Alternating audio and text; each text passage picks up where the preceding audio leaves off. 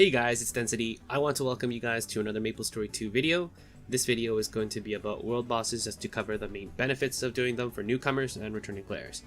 I know I haven't been making any videos recently, but I'm wanting to create more useful videos. So if you guys have any suggestions, please do let me know. And I also do appreciate those who have stayed with me as a subscriber. Okay, so the first reason to do world bosses is that it's a quick way to get yourself to level up. From level 50 to 70 if you don't want to complete the story and put it down for later, or that you finish the story and you're stuck at getting more experience. The EXP that you get for each boss will be around 15 to 30% approximately, and will vary if you're using EXP boosters or not. However, I can say that it is extremely fast and convenient once you have the rotation down, which I will mention later. You also want to group up, especially if you're in it for the additional 10% experience. So this is just a little clip to show you strength in numbers, which gives you 10% bonus EXP for slaying monsters or bosses together with a party. Moving on to our second reason for world bosses is that you'll obtain 3 crystal selection boxes per boss, each giving you a choice to pick between red crystal, blue crystal, or green crystal. Each crystal in itself is going to allow you to change attributes on gear or pet stat rerolls, but we're mainly focusing on upgrading lapenshards. So lapenshards are important for you because it gives you bonus passive and active effects for certain skills. Not only is that important, but if you intend on challenging Black Shard Nexus, you're going to need these 3 lapenshards. So Euphoria's Protection Green Lapenshard, Sword of Time Red Lapenshard, and Space Rift Blue Lapenshard to be at tier 6. This is again if you intend on doing the raid, which is the most recent high level raid that yields you Ascended gear. And then there's of course other requirements, but this video is just mainly focusing on the benefits of world bosses. Third, but not the last, there are events that Nexon usually places, which gives you a small incentive to go after world bosses for completing the task on a daily basis. This is optional by all means, and you can do it if you're after the rewards from the quest.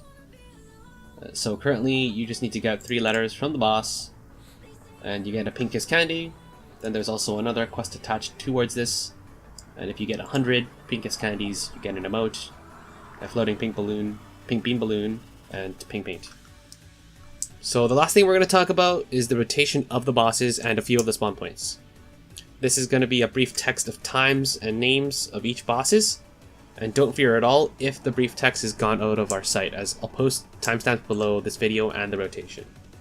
The series of the boss rotation are the most optimal for a lot of players, as the bosses die quickly.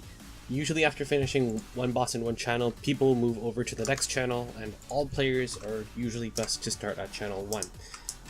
To get to the next channel faster, players usually use /next channel or next chan, whichever you prefer, when typed out in the chat box.